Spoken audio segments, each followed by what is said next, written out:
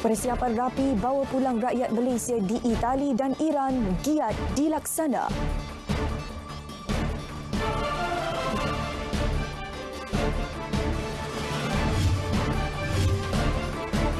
Isu kekurangan penutup mulut dan hidung, pembasmian kuman.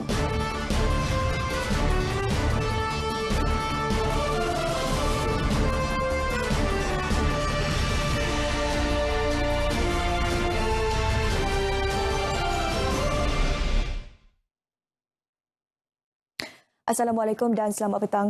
Berita wilayah hari ini Ahad 15 Mac 2020. Anda bersama saya Syuhaida Arifin. Seperti biasa kita akan berlintas langsung di 4 negeri. Kita mulakan dengan perkembangan dari RTM Kota Kinabalu bersama penyampainya Muhammad Syahrizam Awang. Selepas itu kita ke RTM Kuching bersama Damia Cassandra Manja. Perkembangan COVID-19 menjadi paparan negeri itu. Dan untuk perkembangan dari RTM Johor pula, kita bersama Anas Maknor dengan paparan mengenai perancangan pembangunan prasarana. Lintas langsung negeri-negeri ditutup dengan perkembangan dari RTM Kelantan bersama Nur Hazwani Zakaria yang berkongsi kisah pengamal media menerima sumbangan penutup hidung dan mulut. Untuk itu terus setia bersama Berita Wilayah.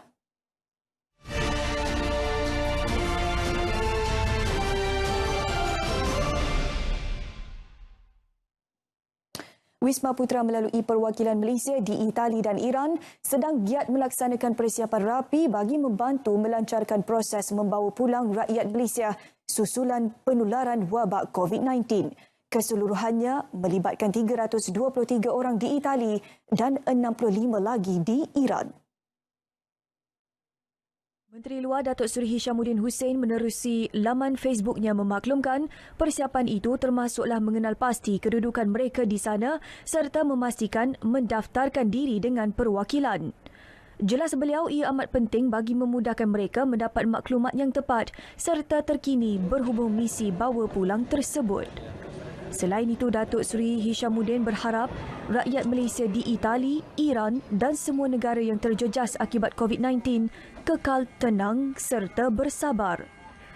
Beliau turut memberi jaminan kerajaan termasuk Wisma Putra akan bantu yang terbaik dan mahu mereka sentiasa berhubung dari masa ke masa dengan perwakilan yang berada di sana. Perdana Menteri Tan Sri Muhyiddin Yassin kemarin mengumumkan kerajaan akan membawa pulang rakyat Malaysia di Itali dan Iran. Keputusan itu dibuat selepas mengambil kira maklumat dari Wisma Putra berhubung situasi semasa di Itali dan Iran yang dikongsi kepada Perdana Menteri ketika mesyuarat khas COVID-19 kemarin.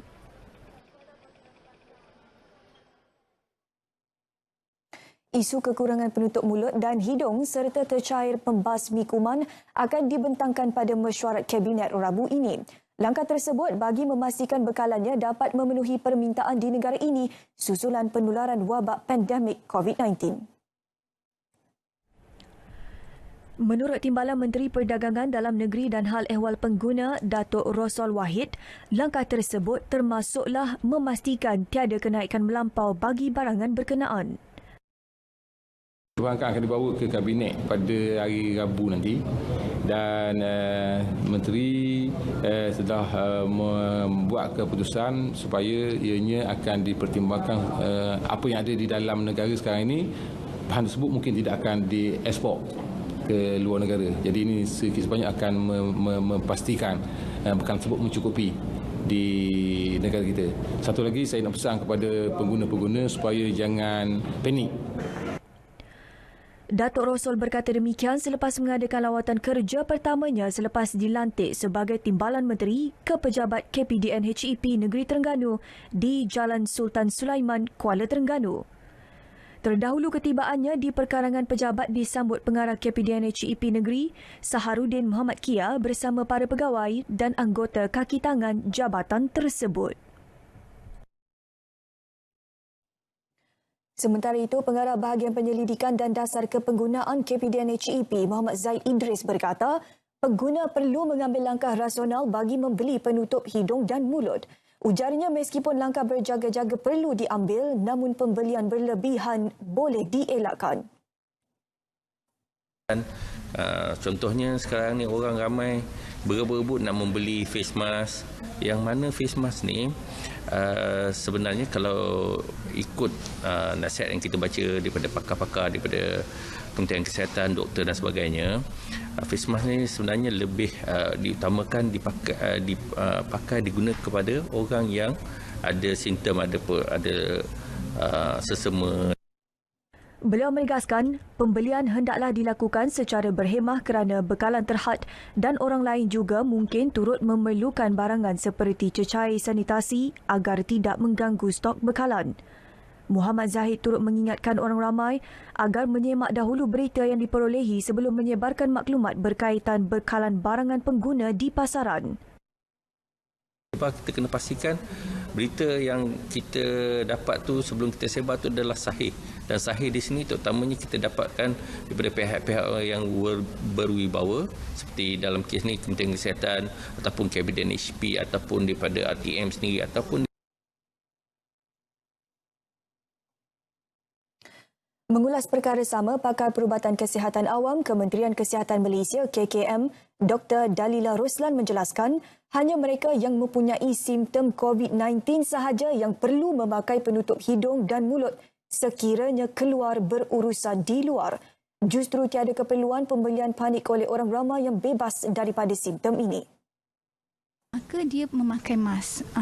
Bila pemakaian mask itu pun sebenarnya apabila dia terpaksa keluar, berhadapan dengan orang ramai ataupun dia adalah berdekatan dengan kaum keluarga dia, okey, simptom. Jadi simptom tu maksudnya dia ada batuk, sesama, dan mereka ini hanya yang ada simptom saja yang kita galakkan pakai mask. Orang yang tak ada simptom tak perlu sebenarnya. Jadi tak perlulah kita sibuk-sibuk nak beli mask ataupun stok up mask banyak-banyak jika kita tiada simptom tersebut.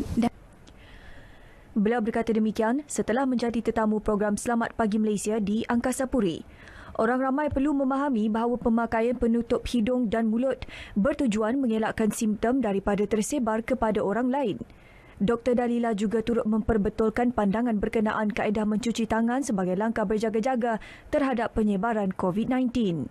Beliau menekankan langkah paling efektif adalah mencuci dengan menggunakan sabun secara kerap dan tidak terhad kepada cecair pencuci atau pembasmi kuman semata-mata. Dan dia ada langkah yang tertentu.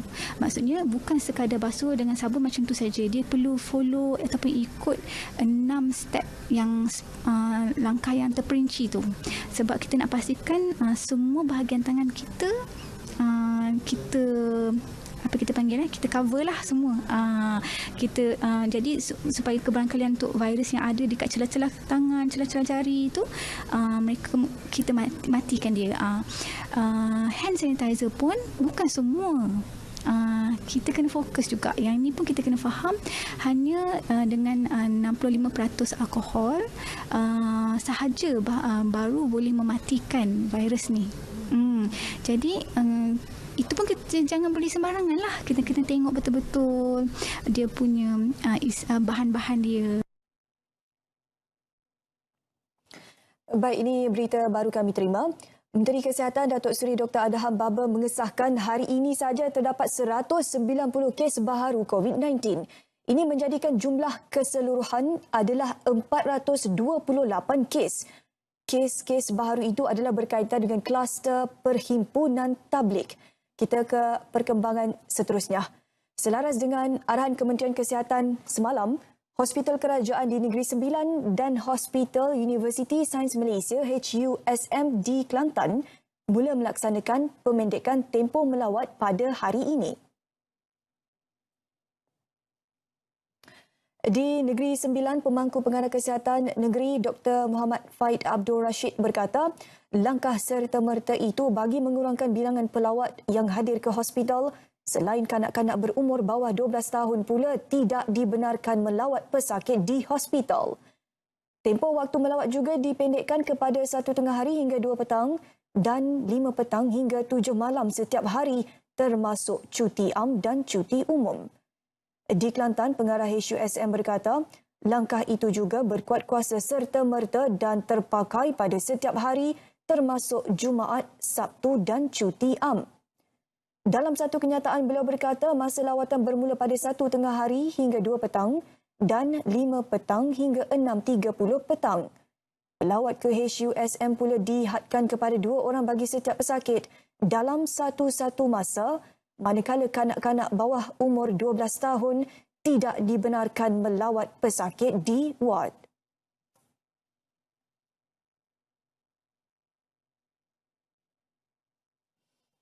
Kementerian Kesihatan memohon kerjasama peserta Ijtima' Jodhpur dan ulama Malaysia yang telah berlangsung pada 17 Februari hingga 3 Mac di Masjid Sri Petaling untuk segera tampil jalani ujian saringan COVID-19.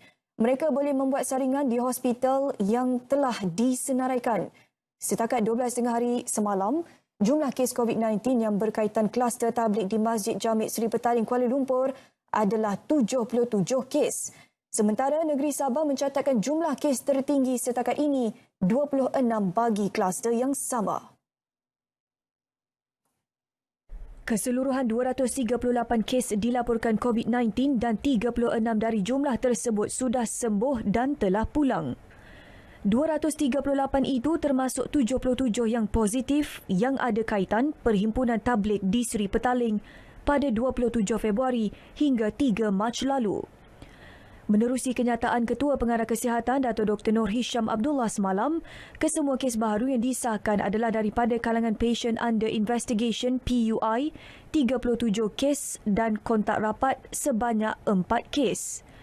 Sementara itu, seramai 203 kes masih dirawat di ward dengan 5 daripadanya sedang dirawat di unit rawatan rapi ICU dan memerlukan bantuan pernafasan dan diberikan rawatan antiviral. Setakat ini, sebanyak 1,321 sampel dari pesakit influenza-like illness ILI dan severe acute respiratory infection SARI telah diuji di IMR semua makmal kesihatan awam dan hospital. Dalam pada itu, semua kaunter di Pusat Malaysia Rumah Keduaku MM2H di Aras 1 dan Aras 10 Kementerian Pelancongan, Kesenian dan Kebudayaan di Putrajaya berkuat kuasa serta-merta hingga 30 April ini sebagai langkah pencegahan COVID-19. Menterinya Datuk Seri Nancy Shukri dalam kenyataan memberitahu keputusan itu dibuat setelah mengambil kira faktor kebanyakan pengunjung yang datang adalah warga asing dari pelbagai negara. Langkah itu penting bagi mengurangkan kebarangkalian penyebaran COVID-19 oleh pengunjung warga asing kepada petugas di pusat MM2H. Katanya sebarang permohonan baharu berkaitan MM2H boleh dikemukakan melalui pos. Bagi permohonan seperti permohonan pengeluaran simpanan dan penamatan dan dokumen permohonan boleh dikemukakan melalui email di mm2h@motac.gov.my. Manakala bagi pemohon yang melibatkan pembayaran di kaunter imigresen di pusat MM2H, pemohon perlu membuat temujanji dengan pegawai imigresen di pusat MM2H terlebih dahulu. Semua pengesahan permohonan baharu akan ditangguhkan. Sebarang pertanyaan lanjut boleh berhubung dengan pusat MM2H di talian 03 8891 7424.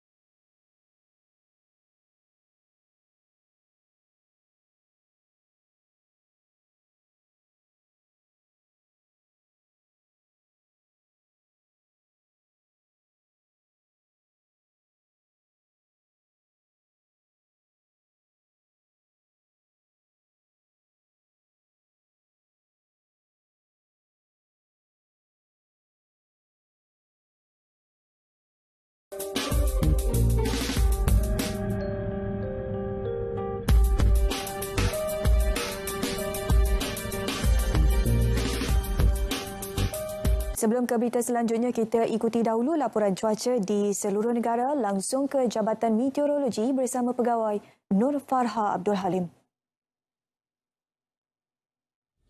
Assalamualaikum dan salam sejahtera kepada semua penonton. Masih lagi bersama Met Malaysia untuk perkembangan cuaca pada petang ini. Kita terus kepada paparan imej gemar radar untuk Semenanjung Malaysia.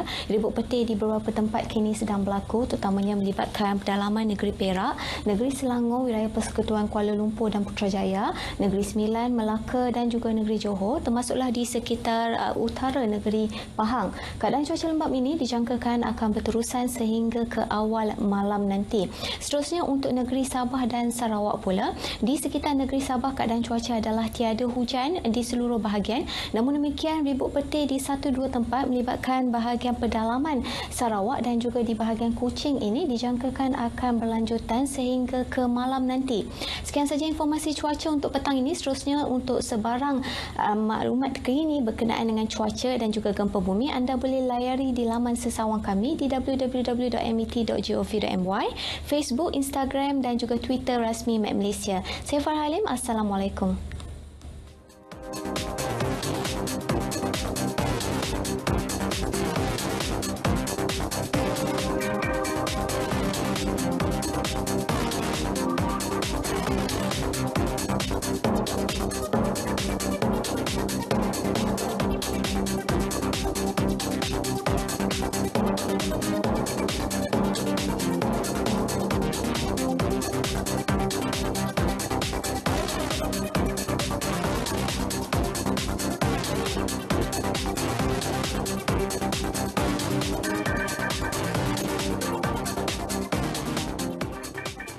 Baiklah, kita ke perkembangan lintas langsung negeri-negeri.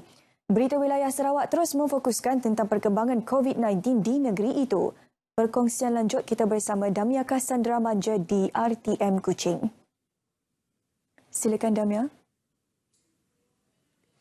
Baik, terima kasih Syuhaida. Assalamualaikum dan selamat petang.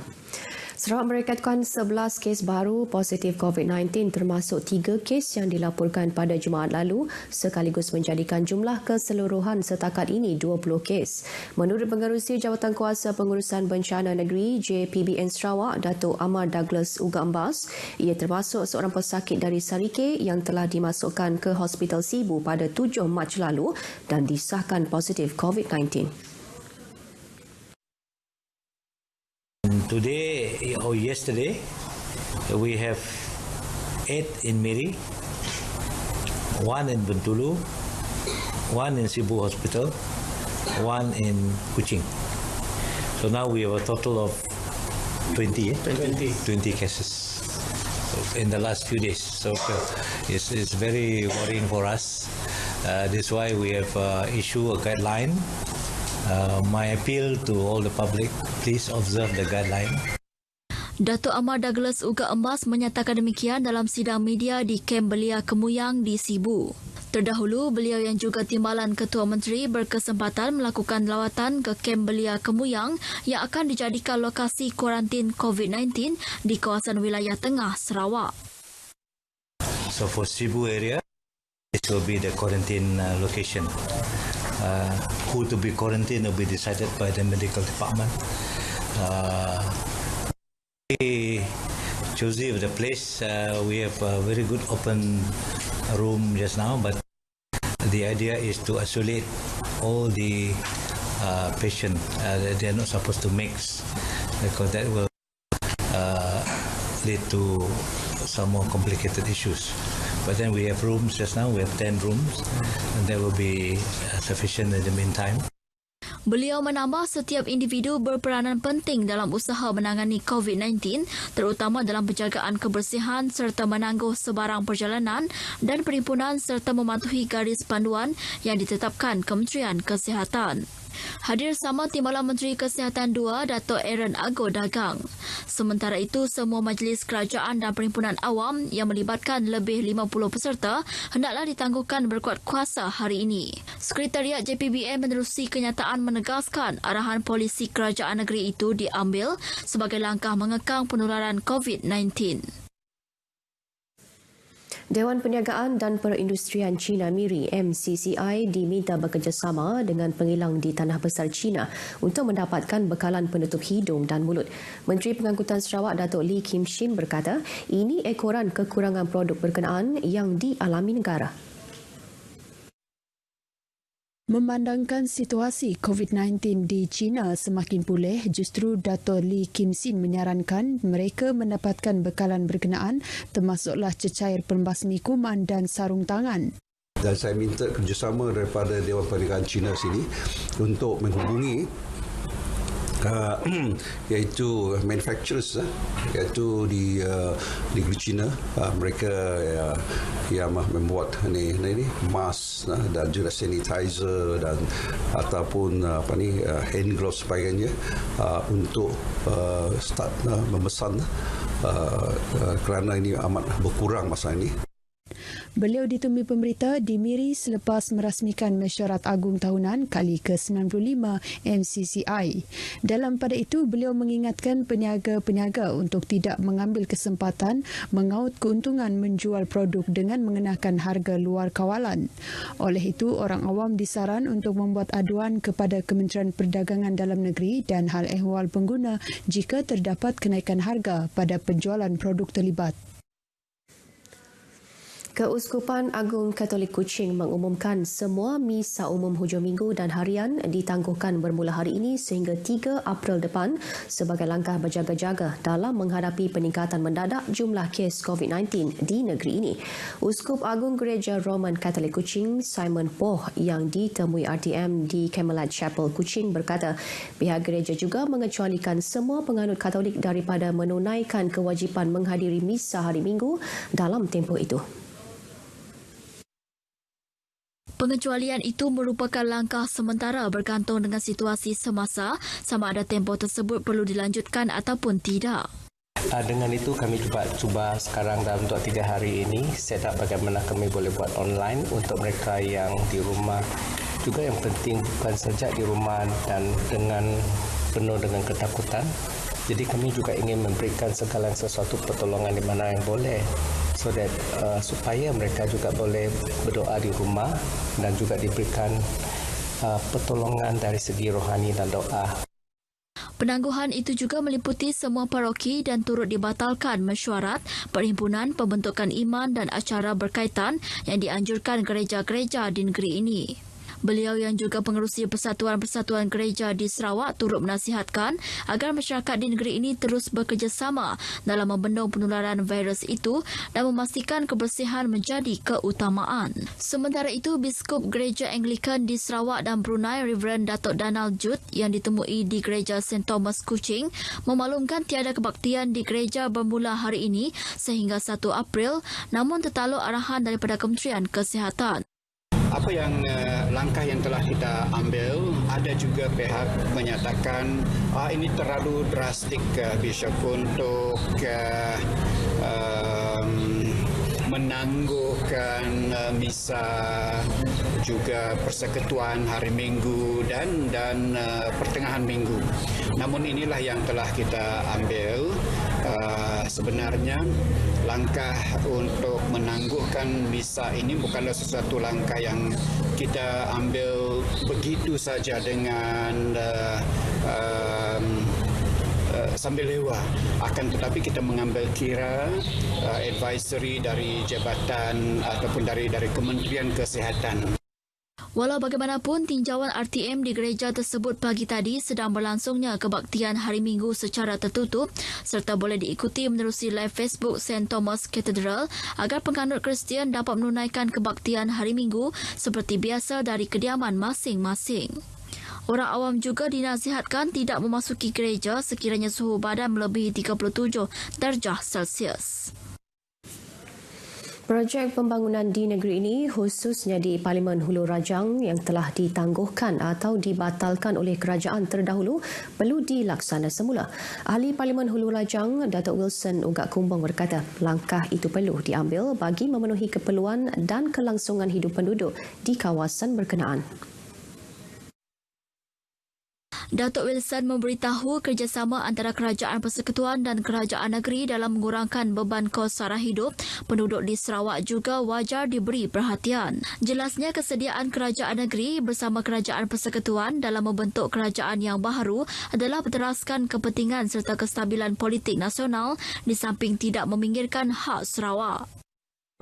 MA63, royalty kita minyak, oil and gas dan juga shell tax kita dengan Petronas harus diberi keutamaan. Jadi saya tahu dalam kabinet yang lalu Yang Amat Berhormat Perdana Menteri kita Tan Sri Muhyiddin telah mengutarakan yang pertama supaya hak-hak Sarawak dipulang kepada Sarawak. Beliau berucap pada majlis pemimpin bersama rakyat di Rumah Tico, Sungai Sujan, Tubau, Bintulu. Pada majlis yang turut dihadiri, Adun Murum, Kennedy Cuk Pai Ugon ini turut menyaksikan perasmian pembinaan padang futsal bernilai RM150,000 menerusi peruntukan kerajaan negeri iaitu Projek Transformasi Luar Bandar 2019. Di Kuching, 9 sekeluarga kehilangan tempat berteduh apabila rumah mereka terbakar dalam kejadian yang berlaku kira-kira pukul 4 pagi tadi. Walau bagaimanapun, penghuni yang terdiri daripada 3 lelaki dewasa, 4 perempuan dewasa dan 2 kanak-kanak itu tidak mengalami sebarang kecederaan. Pusat Gerakan Operasi Bomba mendedahkan kebakaran telah memusnahkan 90% struktur rumah separuh kekal 1 tingkat. Panggilan kecemasan diterima Jabatan Bomba dan Penyelamat pada pukul 4.05 pagi dan menggerakkan 10 anggota dari Balai Bomba dan Penyelamat Petrajaya. Operasi pemadaman tamat sepenuhnya pada pukul 5.15 pagi. Sementara itu, sebuah bengkel kereta musnah 60% dalam kebakaran.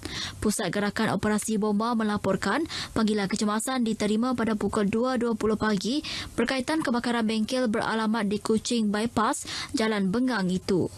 Anggota bomba dari Balai Bomba dan Penyelamat Batu Lintang dan Tabuan Jaya dengan kekuatan 23 anggota telah digerakkan ke lokasi untuk mengawal kebakaran dan kebakaran berjaya dikawal pada pukul 3.01 pagi. Kebakaran dilaporkan tidak melibatkan kemalangan jiwa dan punca serta kerugian masih disiasat.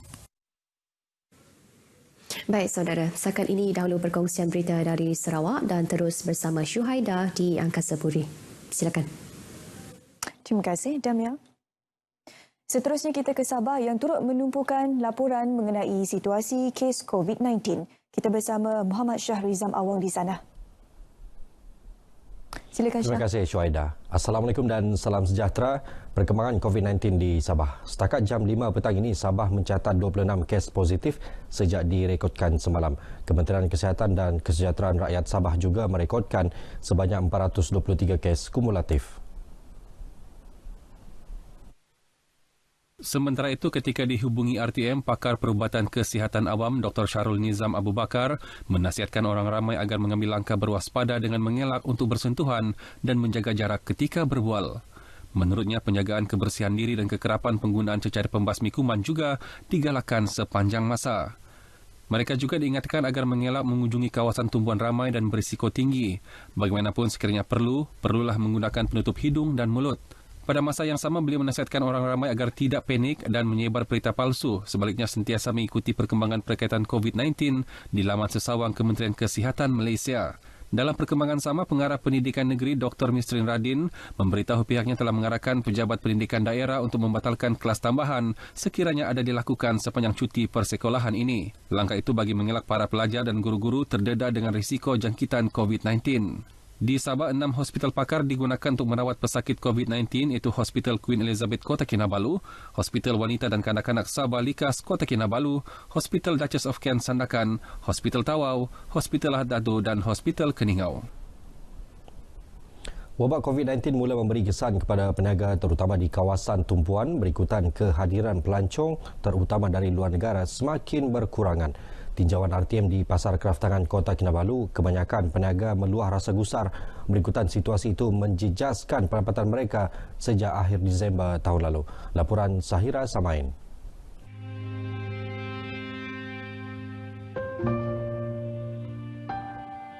Bagi peniaga kraftangan mutiara Mila Abja, sebelum penularan wabak itu, Pasar Kraftangan Kota Kinabalu antara tempat yang menjadi tumpuan orang ramai, terutama pelancong luar, untuk membeli cenderamata.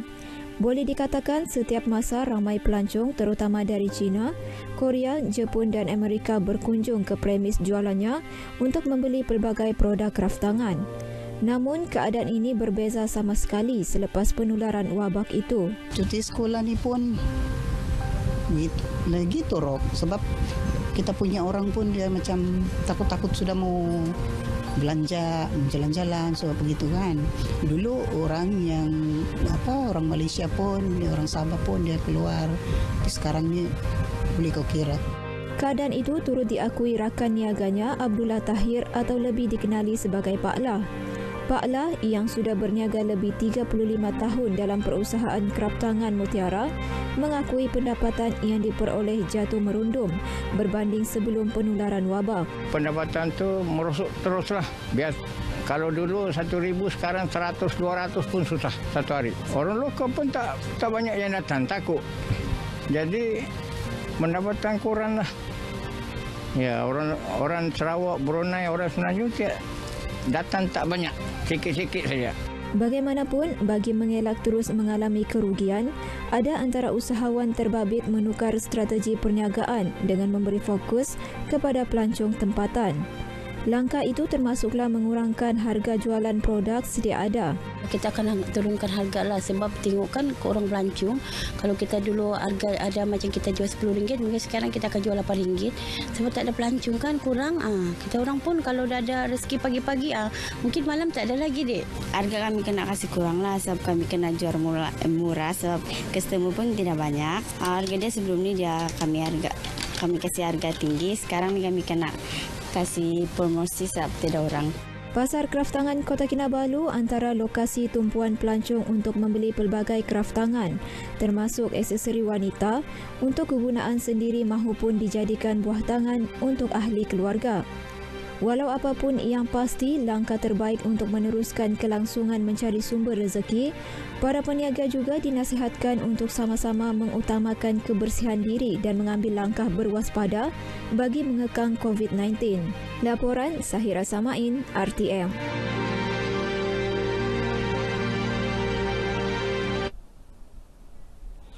Penularan COVID-19 mengakibatkan beberapa farmasi dan premis perniagaan sekitar Kota Kinabalu berdepan kekurangan bekalan penutup hidung dan mulut serta cecair pembasmi kuman. Keadaan itu turut didorong sikap segelintir pengguna yang membuat pembelian secara berlebihan hingga menyukarkan pembeli yang lebih memerlukan untuk mendapatkannya. Wartawan Sharon Raymond Kisil ada butirannya. Tinjauan kru RTM mendapati sekitar farmasi dan juga pasaraya sekitar Kota Kinabalu kehabisan stok untuk menjual penutup hidung dan mulut dan juga hand sanitizer, dan difahamkan stok hanya akan ada di jangka 3 hingga 4 bulan daripada sekarang, dan juga suka saya nasihatkan kepada orang ramai untuk tidak membuat pembelian secara berlebihan. Jangan bersikap tamak, sama-sama kita mencegah dan belilah mengikut keperluan masing-masing. Orang ramai yang ditemui turut menyatakan kesukaran untuk mendapatkan stok. Kakak sudah pusing dari Keningau, seluruh Keningau memang sudah tiada di mana-mana kedai pun, farmasi begitu juga. Sebab itulah kakak sanggup turun di KK ini untuk mencari topeng mulut dan juga pencuci pembasmi kuman tu, tapi susah mau dapatlah. Melainkan yang bersabun punya. Sementara itu, ada juga yang berkongsi kaedah pencegahan awal yang boleh diamalkan di rumah sementara menunggu bekalan sampai. Amalkan pemakanan yang panas-panas. Kalau boleh, jangan makan makanan yang berulang. Sudah sejuk macam semalaman, kita kasih panas, itu tidaklah. Kita akan sentiasa ambil makanan yang orang bilang yang kita baru sediakanlah, dan elakkan ambil minuman dan makanan yang sejuk. Untuk langkah pencegahan sebenarnya kena rajin basuh tangan lah. Tapi bila berada di luar, penggunaan sanitizer itu sangat penting. Sebab banyak benda yang kita pegang. Jadi selain sanitizer, face mask itu pun sangat penting. Yang sekarang ni pun saya cari face mask tapi belum jumpa. Yang ni farmasi keempat masih belum jumpa lagi. Selain itu pun saya beli juga tisu yang antibakteria. Keupayaan wanita sebagai pemimpin kini bukanlah perkara baru. Justru golongan berkenaan disaran sentiasa meningkatkan ilmu pengetahuan dalam pelbagai bidang meliputi ilmu keagamaan. Perkara itu ditekankan Ustaz Ku Osman Ku Ali pada ceramah bersempena modul program Ukhuwah dan Peningkatan Ilmu Muslimah Negeri Sabah di Kota Kinabalu. Langkah itu bagi memastikan wanita berupaya menjadi pemimpin terbaik. Ustaz Ku Osman turut menyarankan wanita agar menjadi contoh ikutan terbaik dalam keluarga dengan sentiasa mengamalkan nilai-nilai murni. Ia bukan sahaja dapat membentuk keluarga harmoni dan sejahtera, malah mampu mengelak anak-anak terjebak dalam gejala sosial. Ceramah tersebut turut dihadiri isteri yang di-Pertuan Negeri Toh Puan Nurlidah Tan Sri RM Jasni. Sekian berita dari Sabah untuk petang ini. Kembali bersama Syuhaida Arifin di Angkasa Puri. Syuh, silakan. Terima kasih Syah dengan perkembangan dari Sabah. Perkongsian Johor petang ini membawakan berita mengenai perancangan kerajaan negeri dalam membangunkan prasarana untuk rakyat. Perkembangannya terus sahaja bersama rakan penyampai Anas Matnor. Terima kasih. Beberapa projek mega di Johor yang sedang dirancang kini dalam peringkat kajian dan akan terus dimajukan untuk pelaksanaan pembangunan dalam rancangan Malaysia ke-12. Ia termasuk pembesaran dan penambahan laluan lebuh raya Utara Selatan selain meneruskan cadangan pembinaan lapangan terbang di Mersing. Esko Kerja Raya Pengangkutan dan Infrastruktur Muhammad Solihan Badri berkata, beliau masih mengekalkan indeks prestasi utama bagi melaksanakan beberapa projek mega dan projek infrastruktur sehingga hujung tahun ini. Laluan baru sepanjang 6.5 km yang akan memintas Bandar Tangkak. Dia akan bertemu di berdekatan dengan tol Tangkak. So kalau itu nanti kita harap akan bila dilaksanakan akan menjadi satu pencetus kepada pembangunan baru di sekitar di pinggir Bandar Tangkak. Tumpuan kerajaan ketika ini ialah menambah baik infrastruktur di kawasan Parlimen Pagoh, Don Tenang dan Bukit Gambir. Manakala cadangan pembinaan lapangan terbang Mersing masih di peringkat kajian dan akan dikemukakan kepada Kerajaan Persekutuan. Penularan COVID-19 sejak Januari lalu terus memberi kesan besar kepada sektor pelancongan terutama industri perhotelan. Menurut statistik dikeluarkan Industri Perhotelan Malaysia, Johor merekodkan jumlah pembatalan hotel sebanyak 15,808 bilik bernilai 5.4 juta ringgit sepanjang tempoh 2 bulan lalu. Menerusi pakej rangsangan ekonomi yang diumumkan baru-baru ini, beberapa pengusaha perhotelan menyambut baik inisiatif kerajaan yang bertujuan membantu aliran tunai perniagaan yang terjejas. Ia bagi merangsang permintaan untuk sektor pelancongan dan membantu individu terkesan. 15% itu daripada penggunaan kita sebulan tu memang banyak. Kalau kita tukarkan kepada wang ringgit, so sedikit sebanyak dapat membantu kami dengan aliran wang kita lah. So saya amat mengalu-alukan dan saya amat gembira. Berlakunya fenomena sekarang macam COVID-19, kita punya hotel still ongoing, electricity still berjalan. Jadi dengan pengurangan tarif ni, so kita dapat menjimatkan kita punya bil bulanan lah. Pada 26 Februari lalu, pakej rangsangan ekonomi dibentangkan dengan memberikan diskaun khas sebanyak 15% ke atas jumlah bil elektrik bagi tempoh 6 bulan. Bermula 1 April hingga 30 September depan. Inisiatif bertujuan meningkatkan semula ekonomi dalam negara, khususnya dalam sektor pelancongan yang terjejas akibat penularan wabak COVID-19. Lebih 200 waris keturunan Bentan hadir pada Majlis Himpunan Keturunan Bentan di Felda Ulu Tebrau. Majlis yang memasuki tahun ketiga itu mencapai sasaran atau objektifnya terutama dalam mengeratkan silaturahim antara waris. Esko Pendidikan, Penerangan, Warisan dan Budaya Mazlan Bujang berkata, pihaknya menyambut baik majlis himpunan ini yang dapat memperkukuh hubungan dua hala terutama dalam aspek kebudayaan. Bagi Wakil Gabenor Kepulauan Riau, Burhanuddin, majlis himpunan tersebut menjadi acara tahunan yang wajar dikekalkan. Bukan kita baru menambahkan jalinan, mempereratkan hubungan dua hala di mana boleh memanfaatkan bukan setakat dari bidang warisan kebudayaan, malah lebih juga kepada perniagaan, perindustrian dua hala yang kita dapat boleh berkongsi sama-sama kelebihan masing-masing. Dan pertemuan inilah sebagai menjembatani daripada kita kerjasama dua hala yang di masa-masa yang datang. Dan kita harapkan bahawa ini terus tidak terputus dan mudah-mudahan bisa memberikan kontribusi yang baik untuk kemajuan negeri secara bersama. Dalam pada itu, Kerajaan Johor akan merangka lawatan ke Kepulauan Riau bagi meningkatkan kerjasama dalam semua aspek yang boleh memanfaatkan kedua-dua negara. Sekian paparan dari Johor petang ini. Kembali kepada rakan penyampai di Angkasa Puri. Silakan. Terima kasih Anas dengan perkembangan dari Johor. Seterusnya kita bersama Nur Hazwani Zakaria untuk perkembangan berita dari Kelantan. Kabarnya pengamal media di negeri Cik Siti Wan Kembang ini menerima penutup hidung dan mulut serta cecair pembasmi kuman. Mungkin Hazwani boleh kongsikan kisah selanjutnya. Silakan Hazwani. Terima kasih Syu. Kira-kira 200 penutup hidung dan mulut serta cecair pembasmi kuman diagih kepada pengamal media di Kelantan sebagai langkah berjaga-jaga menghadapi gejala COVID-19. Inisiatif digerakkan Persatuan Ayahanda Anak Anda Malaysia PAA itu bagi menghargai peranan pengamal media yang berisiko terdedah kepada bahaya gejala berkenaan terutamanya ketika berada di lapangan.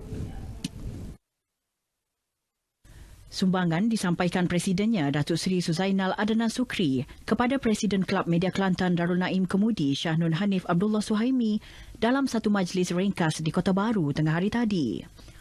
Katanya sumbangan ini ialah fasa pertama pengagihan dan ia bakal diperluas kepada pelbagai golongan. InsyaAllah kita akan buat kesedaran ini kepada masyarakat dari masa ke semasa. Sementara itu, Timbalan Presiden Kemudi Zabidi Ishar mengucapkan terima kasih kerana prihatin selain menjadi NGO pertama membantu pengamal media di Kelantan. Ini menunjukkan kepada semua bahawasanya kerja-kerja wartawan, kerja-kerja jurugambar kita yang penggiat media kita ini dihargai. Maknanya apa kita buat ni, apa semua dia tahu. Kita ni bekerja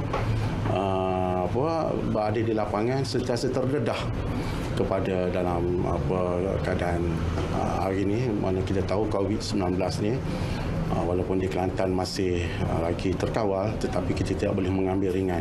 Saya pujilah persatuan ini kerana dia sangat prihatin duduk di hadapan dan orang yang pertama membantu media. Inilah yang kami mahu. Hadir bersama pada majlis itu Ketua Armada Bahagian Pasir Mas Datuk Muhammad Amin Ridwan Abdul Aziz serta lebih 50 pengamal media daripada seluruh agensi di Kelantan. Orang ramai kini dilihat mengambil langkah proaktif dengan memakai penutup hidung dan mulut di tempat awam selain menggunakan cecair pembasmi kuman ketika melakukan aktiviti luar. Rata-rata yang ditemui berharap wabak ini akan segera berakhir selain mereka yang melancong keluar negara mengambil langkah ke klinik berdekatan sekiranya terdapat tanda-tanda jangkitan. Tinjauan kru kami di sekitar Bandar Kota Baru mendapati keadaan sedikit lengang walaupun cuti sekolah. Bagi para peniaga dan pengusaha hotel yang ditemui, memaklumkan sejak berita mengenai penularan wabak berkenaan, perniagaan mereka sedikit terjejas. Bagaimanapun mereka akur dengan keadaan semasa selain turut menyediakan perlindungan kepada pengunjung. Kalau boleh macam cepat tak ada. Boleh balik macam sedia kala kan. Nombor satu dia jaga kebersihan lah kan. Kita tandas cuci tangan apa. Memang betul-betul jaga kebersihan lah. Lagi tangan kena cuci sabun apa. Kepada pengunjung hotel, biasanya pihak hotel kami menyediakan sanitizer, pihak kami menyediakan mask untuk mereka pakai sekiranya mereka tak ada, and then kami memastikan bahawa pihak housekeeping akan betul-betul melakukan satu pembersihan yang berskala. Kalau untuk saya akan bawa sabun untuk basuh tangan, hand sanitizer, wet tissue dengan mungkin mask lah untuk kalau tempat ramai-ramai orang. So, yang pasti kena ada hand sanitizer dengan sabun untuk cuci tangan. Yang penting cuci tangan lah untuk buat masa ni lah. Jumaat lalu, Pengarah Jabatan Kesihatan Kelantan, Datuk Dr. Zaini Hussein mengesahkan seorang positif sementara 2 ditahan di wad, manakala 42 lagi disyaki dijangkiti COVID-19 di negeri itu. Ia susulan ujian saringan yang dibuat kepada 132 individu dari negeri itu yang menghadiri Istimak Tabligh di Masjid Seri Petaling pada 28 Februari hingga 1 Mac lalu. Daripada jumlah itu, 3 individu dimasukkan ke Hospital Kuala Krai, manakala 42 lagi ditempatkan di Pusat Latihan Tumpat untuk pemeriksaan lanjut. Beliau turut menasihatkan orang ramai, khususnya yang mengalami gejala seperti batuk, selesema, demam dan sesak nafas supaya berada di rumah selain tidak digalakkan menghadiri tempat tumpuan awam seperti kenduri, pusat membeli belah dan sebarang perhimpunan.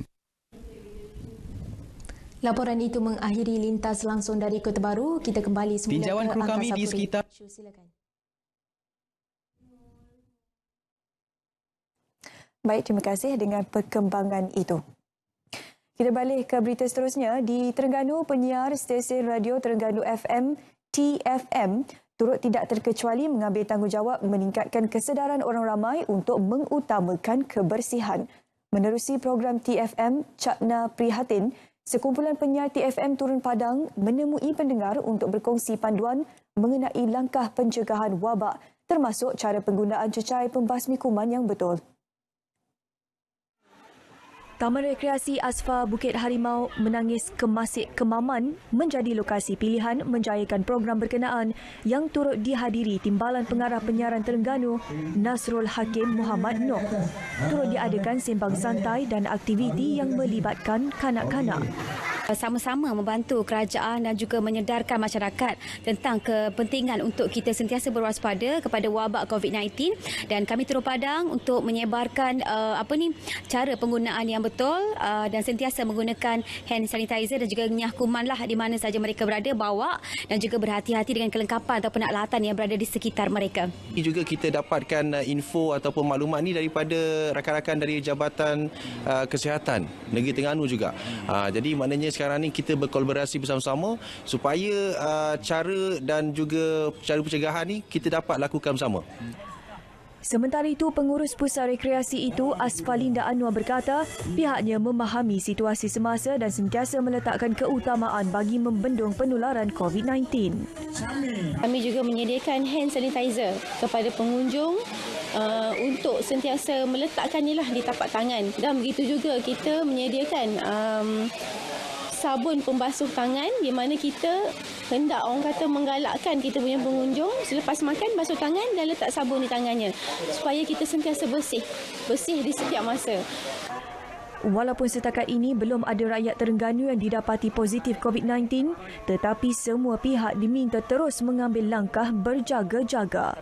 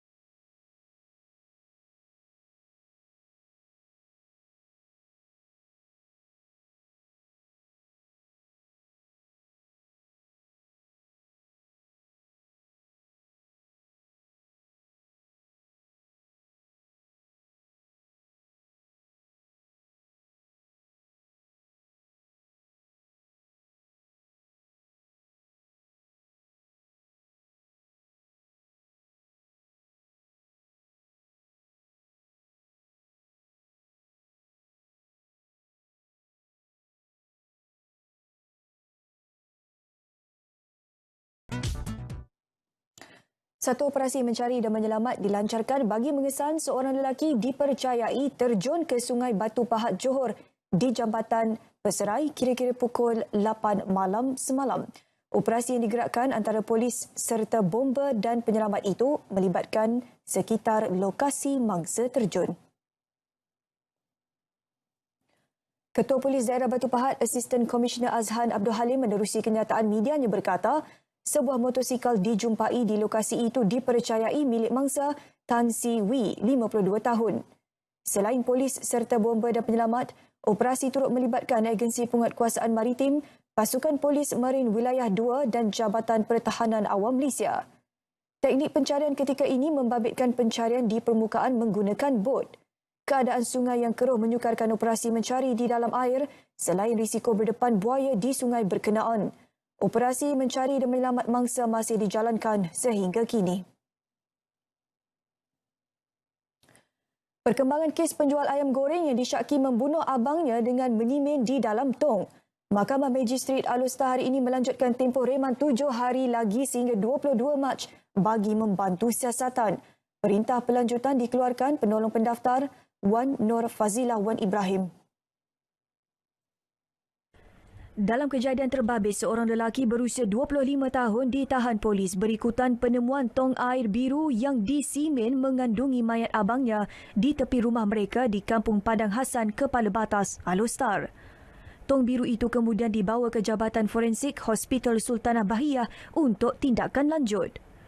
Kejadian dipercayai ekoran berlakunya pertengkaran antara dua beradik menyebabkan mangsa mengambil sebilah pisau pemotong daging manakala suspek pula menggunakan penyapu untuk mempertahankan diri. Bagaimanapun mangsa dipercayai rebah dan meninggal dunia akibat terkena libasan senjata tajam di lehernya sebelum suspek memasukkan mayat abangnya ke dalam tong dan menyimen sehingga ditemui jam 7 pagi Ahad lepas. Kes disiasat mengikut Seksyen 302 Kanun Keseksaan kerana membunuh. Hanya kerana terdesak untuk membeli dadah, dua beradik tergamak mencuri tabung masjid. Perbuatan terkutuk itu dilakukan di Masjid Al-Falah di Kampung Padang Kadang, Langkawi 10 Mac lalu. Kedua-dua suspek berusia 15 dan 24 tahun itu berjaya diberkas di rumah mereka di Kampung Bayas Mukim Ulu Melaka pukul 3.15 pagi semalam. Menurut Ketua Polis Langkawi, Superintenden Muhammad Iqbal Ibrahim, suspek ditahan hasil siasatan berdasarkan rakaman kamera lita tertutup masjid berkenaan dan risikan pihak polis. Suspek lelaki yang merupakan abang kepada suspek wanita itu mempunyai pelbagai rekod jenayah lampau termasuk jenayah narkotik, manakala adiknya tiada sebarang rekod jenayah lampau. Kedua-dua suspek ditahan di bawah Seksyen 380 Kanun Keseksaan untuk siasatan lanjut. Di Batu Pahat, Johor, Batalion 5 Pasukan Gerakan Am PGA Simpang Renggam berjaya menumpaskan sindiket mengedar rokok seludup.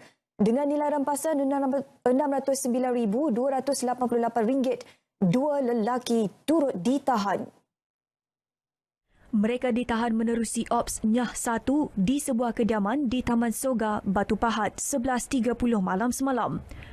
Pegawai Pemerintah Batalion 5 PGA Superintenden Jaafar Kaimi menerusi kenyataan berkata, hasil pemeriksaan di ruang tamu kediaman terbabit, 22,530 kotak rokok seludup ditemui melibatkan 415,120 batang rokok.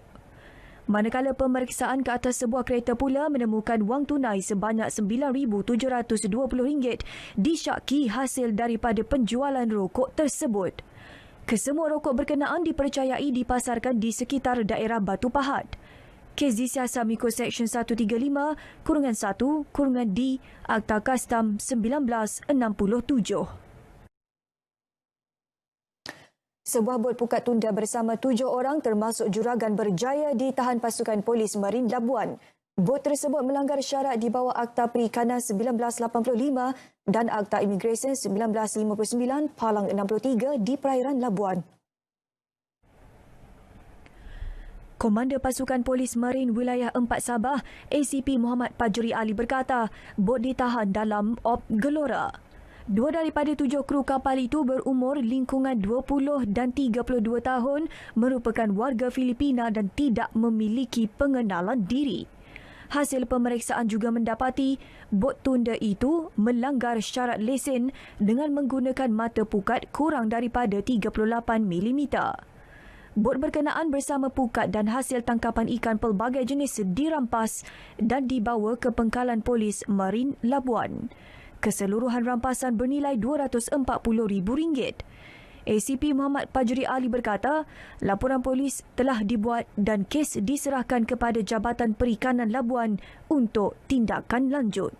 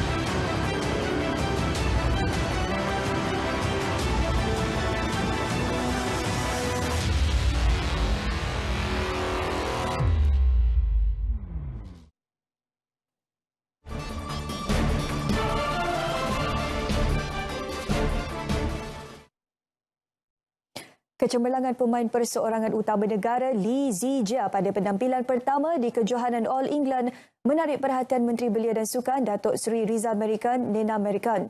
Menerusi laman Twitternya, beliau mengutuskan ucapan tahniah dan berharap pemain tersebut dapat terus berusaha lagi pada masa akan datang. Menurut Datuk Seri Rizal, Zijia telah menunjukkan kehebatannya dalam kejohanan badminton tertua di dunia itu dengan menyingkirkan juara Olimpik Chen Long pada peringkat suku akhir dan memberi saingan sengit yang berlarutan dalam 3 set ketika tunduk di separuh akhir kepada pilihan kedua Denmark, Victor Axelsen. All England merupakan kejohanan bertaraf jelajah dunia BWF Super 1000 yang pertama untuk musim ini selain turut menawarkan mata kelayakan Kesukan Olimpik 2020 Tokyo. Konfederasi Hoki Malaysia KHM mengambil tindakan menunda penganjuran TNB Liga Hoki Remaja Malaysia LHRM 2020 susulan penularan wabak COVID-19.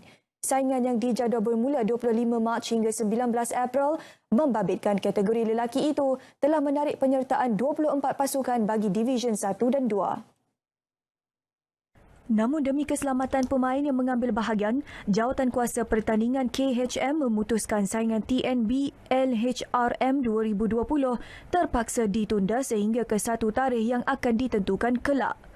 Jelas Pengerusi Jawatankuasa Pertandingan KHM, Datuk Seri Dr. Anil Jit Singh, keputusan berkenaan hasil perbincangan bersama Presiden KHM, Datuk Seri Subhan Kamal.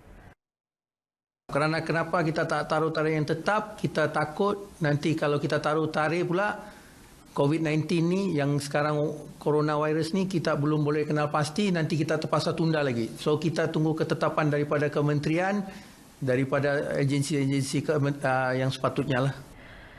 Ia juga selaras dengan ketetapan yang telah dikeluarkan Kementerian Belia dan Sukan KBS bahawa segala acara berkaitan sukan ditunda sehingga 30 April 2020. Datuk Seri Dr. Anil bercakap sedemikian dalam satu sidang media khas di Bilik Mesyuarat KHM di Bukit Jalil. Kita balik ke bola sepak Liga Super 2020. Johor Darul Takzim JDT akan menggunakan tempoh penangguhan Liga akibat wabak COVID-19 untuk mengemaskini keupayaan jentera serangan skuad Harimau Selatan tersebut. Menurut pengurus klub bola sepak JDT, Luciano Figueroa, kegagalan barisan hadapan merupakan sebab utama juara bertahan Liga Super itu diikat Felda United 1-1 dalam perlawanan malam tadi. Dalam satu kenyataan menerusi laman Twitter Johor Southern Tigers, Figueroa berkata pihaknya amat kecewa dengan keputusan seri itu, lebih-lebih lagi disebabkan kegagalan memanfaatkan beberapa peluang menjaringkan gol.